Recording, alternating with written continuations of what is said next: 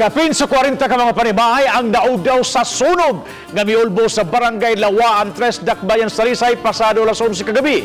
Adunay live update si Chona Carion. Chona?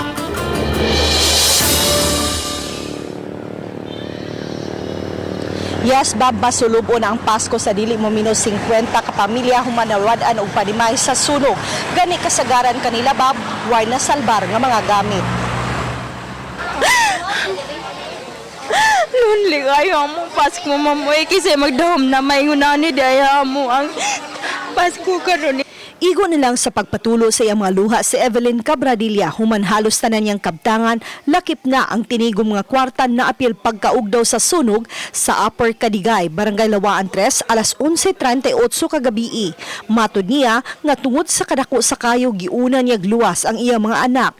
Nagsugod ang sunog sa panimay sa iyang ugangan nga si Andrea Cabradilla, 61 anyos, nga wa diha sa pag-ulbo sa kayo kay nanaygon ug wa gyud nahipos nga mga butang. Pag naog na ko na naman ng kayo ni sugwak naman paingon diri sa amo.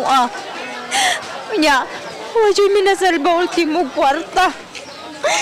Saka na tako sa taas, saka na ko ang kayo na naman sa hagdan. Dito ko sa mo, karang balay atop na mga ang kurinti, gianak na ako diya ang tsuok na sa bongbong. Dito libot ko. Moabot sa 45 ka mga panimay ang naugdaw sa sunog. 48 ka mga pamilya usab ang apektado.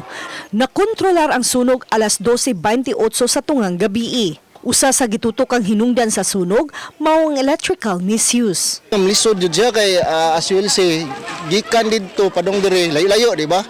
Ang among host tanan naman hurot hastang bag-o nga host among yablihan kay para inspeksyon to namo og masayso. Hurot among giladlad dire. Mga biktima nangayo og dinali ang tabang aron makabangon pagbalik. Ang Talisay City Government miapod-apod na og pagkaon gamit sa pagluto og mga banig. Regarding sa mga financial assistance, i-assess pa man. Kuha na maron ang atong DSWD, naglista naman sila. Gibana-banang moabot sa 100,000 pesos ang danyo sa sunog. Wa hinoy naangol sa insidente.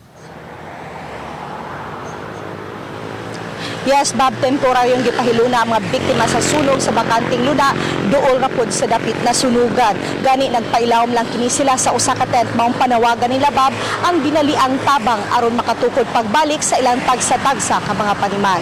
Bob? Thank you so much sa Chona Carion sa imong live report.